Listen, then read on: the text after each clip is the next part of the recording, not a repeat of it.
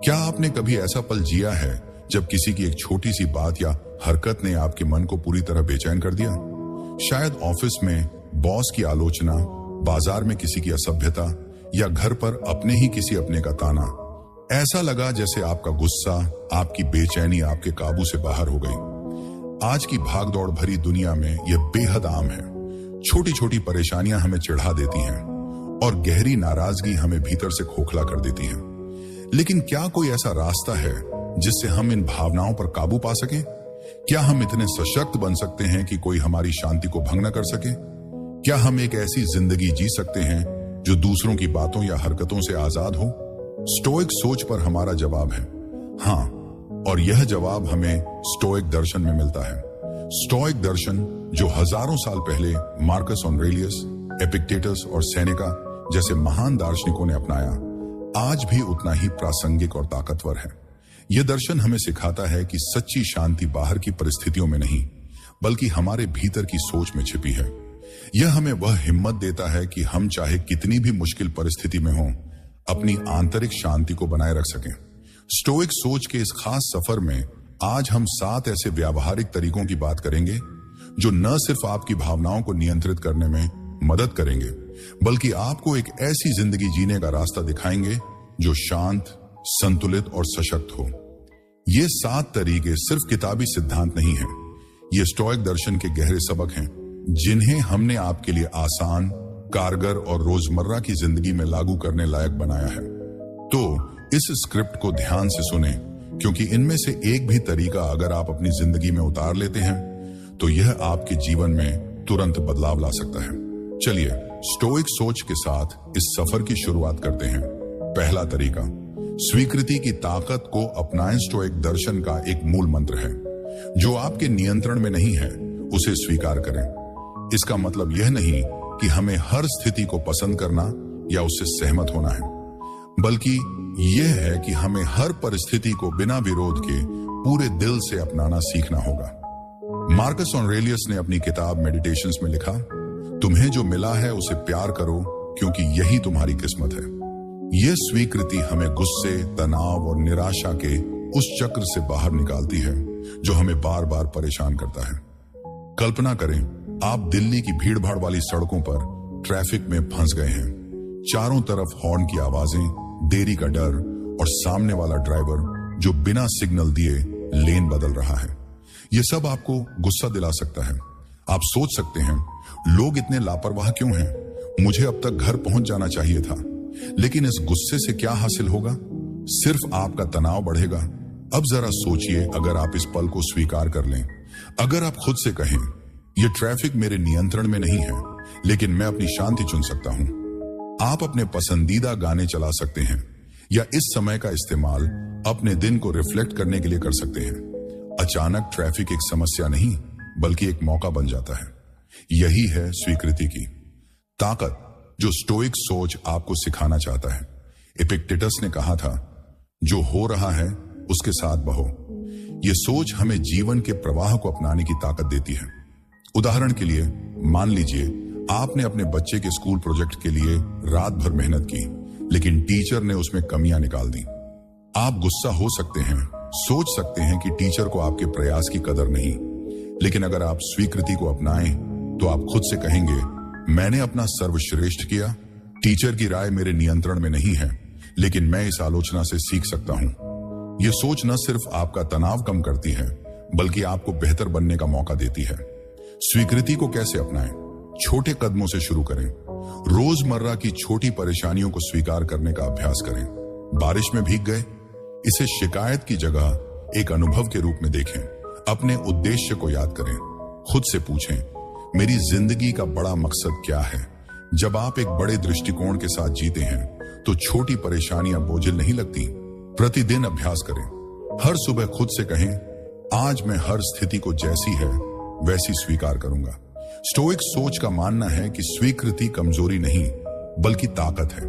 यह वह हथियार है जो आपको जीवन की हर चुनौती का सामना करने की हिम्मत देता है। तो अगली बार जब कोई स्थिति आपको परेशान करे, रुकें, सांस लें और स्वीकृति को चुनें। दूसरा तरीका, दूसरों का आकलन करना छोड़ दें। क्या आपने कभी गौर किया कि हम कितनी जल्दी दूसरों को जज कर लेते हैं। ऑफिस में कोई सहकर्मी देर से आया और हम सोचते हैं कितना गैर जिम्मेदार इंसान है। बाजार में कोई जोर से बोल रहा है और हम तुरंत कहते हैं कितना असभ्य है। ये आंकलन हमारे मन में गुस्सा, चिढ़ और नकारात्मकता भर देते हैं। लेकिन स्टोइक दर्शन हमें सिखाता है कि दूसरों का आंकलन करना, छोड़ देना नकारात्मक भावनाओं से मुक्त होने का सबसे ताकतवर तरीका है। मार्कस ऑरेलियस ने लिखा, तुम्हारे पास हमेशा यह विकल्प है कि तुम्हारी कोई राय न हो। इसका मतलब है कि हमें हर व्यक्ति या स्थिति पर तुरंत फैसला सुनाने की जरूरत नहीं है। जरा सोचिए, जब आप किसी को जज करते हैं तो आप अपने मन में एक कहानी बना लेते हैं। उदाहरण के लिए, अगर कोई ऑटो ड्राइवर आपको गलत रास्ते से ले जाए तो आप सोच सकते हैं ये मुझे ठग रहा है। लेकिन क्या आपने सोचा कि शायद वह नया है या उसे रास्ता समझ नहीं आया? जब हम दूसरों को जज करते हैं तो हम उनकी कहानी को अनदेखा कर देते हैं और खुद को गुस्से के हवाले कर देते हैं। स्टोइक सोच का यह सबक हमें सिखाता है कि दूसरों का आंकलन करना हमारे मन का बोझ बढ़ाता है। कल्पना करें, आप एक रेस्तरां में हैं और वेटर गलती से आपका ऑर्डर देर से लाता है। आपका पहला विचार हो सकता है कितना लापरवाह है। लेकिन अगर आप रुक कर सोचें, शायद उसका दिन बहुत व्यस्त है या वह तनाव में है, तो आपका गुस्सा कम हो जाएगा। इसका मतलब यह नहीं कि आप गलत व्यवहार को सही ठहरा रहे हैं, बल्कि आप अपनी शांति को प्राथमिकता दे रहे हैं। आंकलन छोड़ने का अभ्यास कैसे करें? जागरूकता विकसित करें। जब भी आप किसी को जज करते पकड़ें, रुकें और खुद से पूछें, क्या यह विचार मेरे लिए जरूरी है? सहानुभूति अपनाएं। दूसरों की परिस्थितियों को समझने की कोशिश करें। हर इंसान अपनी जिंदगी की जंग लड़ रहा है। खुद को याद दिलाएं, कोई भी पूरी तरह अच्छा या बुरा नहीं होता। लोग अपनी समझ और हालात के अनुसार काम करते हैं। सेनेका ने कहा था, हम दूसरों की गलतियों को देखकर गुस्सा करते हैं, लेकिन अपनी गलतियों को भूल जाते हैं। स्टोइक सोच आपको यह सिखाता है कि दूसरों को जज करने की बजाय उनकी कमियों को एक मौके के रूप में देखें, अपने धैर्य और सहानुभूति को बढ़ाने का मौका। अगली बार जब कोई आपको परेशान करे, रुकें, सांस लें और खुद से पूछें, क्या मैं गुस्से को चुनना चाहता हूं या शांति को? तीसरा तरीका, नियंत्रण छोड़ने की कला सीखें। हमारी ज्यादातर परेशानियां इस उम्मीद से शुरू होती हैं कि लोग और परिस्थितियां हमारे हिसाब से चलें। हम चाहते हैं कि हमारा बॉस हमारी मेहनत की तारीफ करे, कि हमारा पार्टनर हमारी हर बात समझे, कि मौसम हमारी योजना के मुताबिक रहे। लेकिन सच्चाई यह है कि दुनिया हमारे नियंत्रण में नहीं है। स्टोइक सोच के इस तीसरे तरीके में हम सीखेंगे कि जो हमारे बस में नहीं है, उसे छोड़ देना कितना आजाद करता है। इपिक्टेटस ने कहा, कुछ चीजें हमारे नियंत्रण में हैं और कुछ नहीं। हमारे नियंत्रण में हैं हमारे विचार, हमारी प्रतिक्रियाएं, हमारे कार्य। बाकी सब दूसरों की राय, मौसम, परिणाम हमारे बस में नहीं है। जब हम उन चीजों को नियंत्रित करने की कोशिश करते हैं जो हमारे बस में नहीं, तो हम गुस्सा, निराशा और तनाव को न्योता देते हैं। उदाहरण के लिए, मान लीजिए आपने एक बिजनेस मीटिंग के लिए बहुत मेहनत की। आपने प्रेजेंटेशन तैयार किया, हर सवाल का जवाब सोचा, लेकिन क्लाइंट ने आखिरी मौके पर मीटिंग कैंसिल कर दी। आप गुस्सा हो सकते हैं, सोच सकते हैं यह कितना गैर प्रोफेशनल है, लेकिन क्या आपका गुस्सा मीटिंग को वापस ला सकता है? नहीं। इसके बजाय अगर आप स्वीकार करें कि क्लाइंट का फैसला आपके नियंत्रण में नहीं है और आप इस समय का इस्तेमाल कुछ और रचनात्मक करने में करें, तो आपकी शांति बनी रहेगी। स्टोइक सोच का यह सबक हमें सिखाता है कि नियंत्रण छोड़ना हार नहीं, बल्कि ताकत है। कल्पना करें, आप अपने बच्चे को बोर्ड एग्जाम के लिए तैयार कर रहे हैं। आप उन्हें पढ़ाते हैं, गाइड करते हैं, लेकिन आप उनके नंबर तय नहीं कर सकते।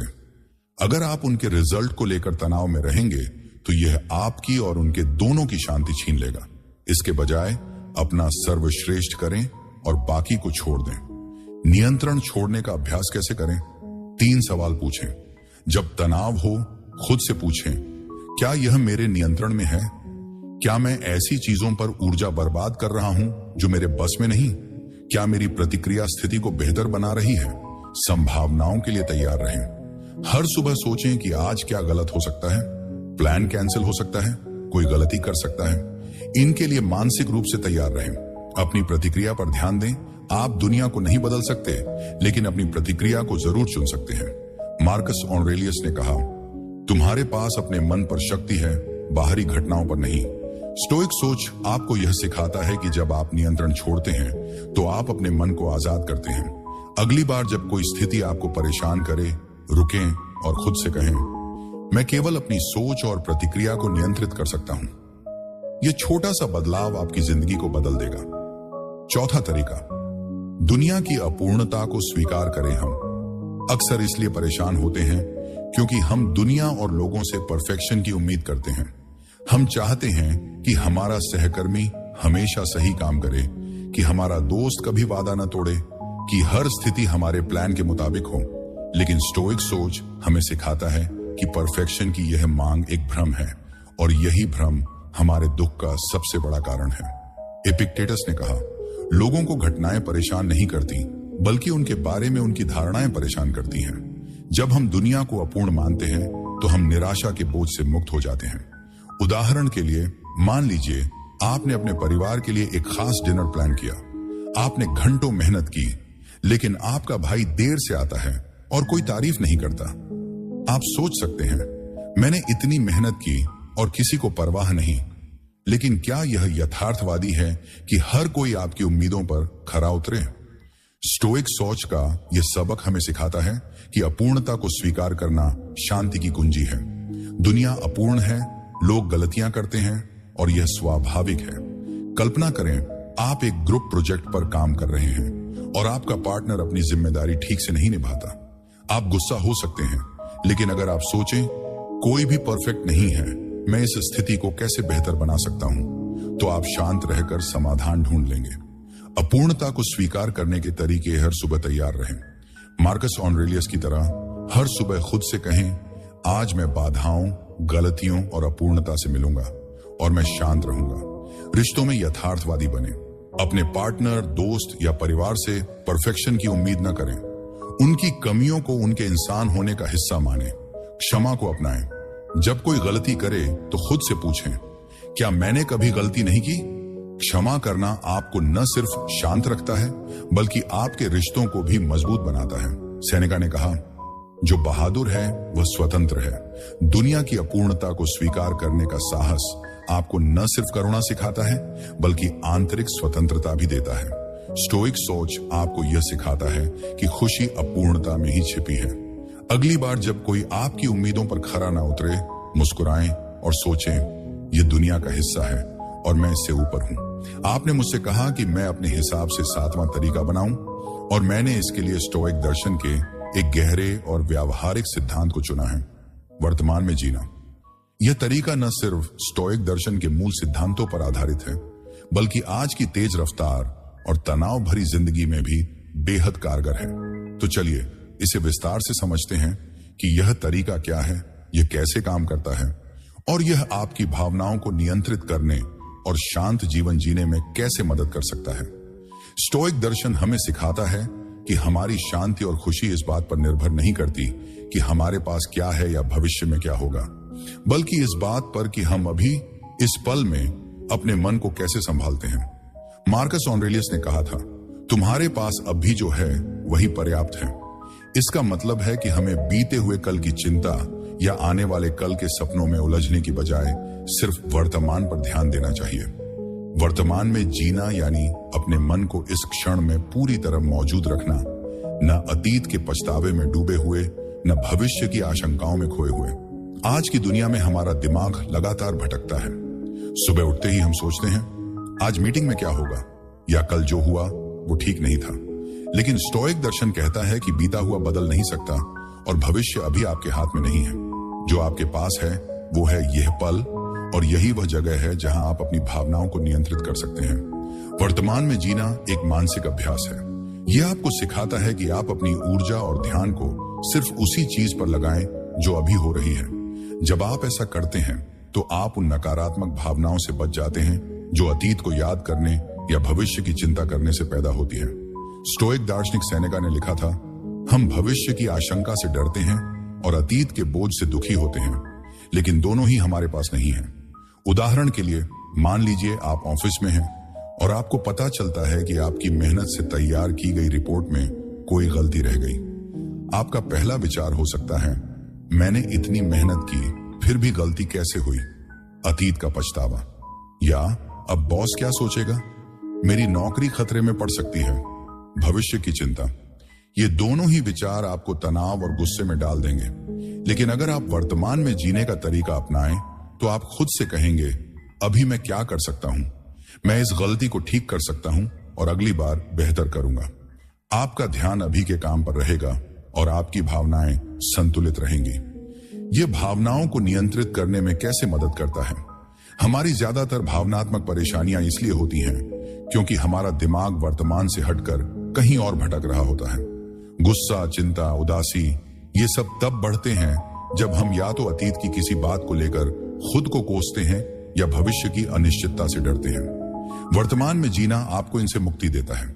यह आपको वह शक्ति देता है कि आप अपनी भावनाओं को उस चीज से जोड़ें जो सचमुच आपके सामने है, न कि उन ख्यालों से जो सिर्फ आपके दिमाग में है। मान लीजिए आप अपने दोस्त के साथ बहस कर रहे हैं। वह कुछ ऐसा कह देता है जो आपको चुभ जाता है। आपका मन तुरंत पुरानी बातों को खंगालने लगता है। पिछली बार भी उसने ऐसा ही किया था, या भविष्य की ओर भागता है। अब ये दोस्ती कैसे चलेगी? लेकिन अगर आप वर्तमान में रहें तो आप सिर्फ अभी की बात पर ध्यान देंगे। आप शांत रहकर सोचेंगे, वह अभी क्या कह रहा है और मैं इसका जवाब कैसे दे सकता हूं। आपका गुस्सा कम होगा और आप बेहतर तरीके से हालात को संभाल पाएंगे। एक उदाहरण से समझाएं, चलिए एक कहानी सुनते हैं। रमेश एक मध्यम वर्गीय परिवार से है और एक प्राइवेट कंपनी में काम करता है। उसकी जिंदगी में रोज नई चुनौतियां आती हैं, ऑफिस का प्रेशर, घर की जिम्मेदारियां और ट्रैफिक की परेशानी। पहले रमेश हर छोटी बात पर गुस्सा हो जाता था। मैं कमी निकालता तो वह सोचता, पिछले महीने भी ऐसा हुआ था, मेरी मेहनत का कोई सम्मान नहीं है। अगर उसकी पत्नी कुछ शिकायत करती तो वह चिंता करने लगता, क्या हमारा रिश्ता कमजोर हो रहा है? उसका मन हमेशा अतीत और भविष्य में उलझा रहता था। फिर एक दिन उसने स्टोइक दर्शन के बारे में पढ़ा और वर्तमान में जीने का फैसला किया। अगली बार जब बॉस ने उसकी रिपोर्ट की आलोचना की तो उसने खुद से कहा, अभी मैं सिर्फ यह देख सकता हूं कि इस आलोचना से क्या सीख मिलती है। उसने रिपोर्ट को ठीक किया और शांत रहा। जब उसकी पत्नी ने शिकायत की तो उसने सोचा, अब भी वह क्या कह रही है और मैं अभी कैसे उसकी मदद कर सकता हूं। उसने ध्यान से सुना और बात को सुलझा लिया। धीरे धीरे रमेश ने देखा कि उसका गुस्सा, उसकी बेचैनी कम हो रही थी। वह ज्यादा शांत और संतुलित महसूस करने लगा। इसे अपनी जिंदगी में कैसे अपनाएं? वर्तमान में जीना कोई जटिल तरीका नहीं है। इसे आप रोजमर्रा की जिंदगी में आसानी से लागू कर सकते हैं। यहाँ कुछ व्यावहारिक कदम हैं। सांस पर ध्यान दें। जब आप तनाव में हों या भावनाएं उफान पर हों तो रुकें और अपनी सांस को महसूस करें। यह आपको वर्तमान में वापस लाता है। छोटे कामों में डूब जाएं। खाना खाते वक्त सिर्फ खाने का स्वाद लें। चाय पीते वक्त उसकी गर्माहट महसूस करें। अपने दिमाग को अभी में रखें। खुद को याद दिलाएं। दिन में कई बार खुद से कहें, मैं अभी यहां हूं, अतीत गया, भविष्य अभी नहीं आया। हर सुबह संकल्प लें। सुबह उठते ही सोचें, आज मैं सिर्फ वर्तमान पर ध्यान दूंगा, जो मेरे सामने होगा उसी को संभालूंगा। स्टोइक दर्शन से इसका संबंधित तरीका स्टोइक दर्शन के मूल सिद्धांत से सीधे जुड़ा है कि हमें सिर्फ उसी चीज पर ध्यान देना चाहिए जो हमारे नियंत्रण में है। एपिक्टेटस ने कहा था, तुम्हारा काम अभी जो तुम कर सकते हो उसे करना है। अतीत और भविष्य हमारे नियंत्रण में नहीं है, लेकिन वर्तमान है। जब आप इस पल में जीते हैं तो आप अपनी प्रतिक्रियाओं को चुन सकते हैं, अपनी भावनाओं को संभाल सकते हैं और एक शांत जीवन की नींव रख सकते हैं। तो यह था मेरा 7वां तरीका, वर्तमान में जीना। यह स्टोइक दर्शन का एक ऐसा उपहार है जो आपको सिखाता है कि सच्ची शांति बाहर की चीजों में नहीं, बल्कि आपके मन की वर्तमान अवस्था में छिपी है। अगली बार जब आप खुद को तनाव, गुस्से या चिंता में पाएं तो रुकें, सांस लें और खुद से पूछें, मैं अभी क्या कर सकता हूं। यह छोटा सा सवाल आपकी भावनाओं को नियंत्रित करेगा और आपको एक शांत, सशक्त जीवन की ओर ले जाएगा। क्या आपको यह तरीका पसंद आया? इसे आजमाएं और देखें कि यह आपकी जिंदगी में क्या बदलाव लाता है।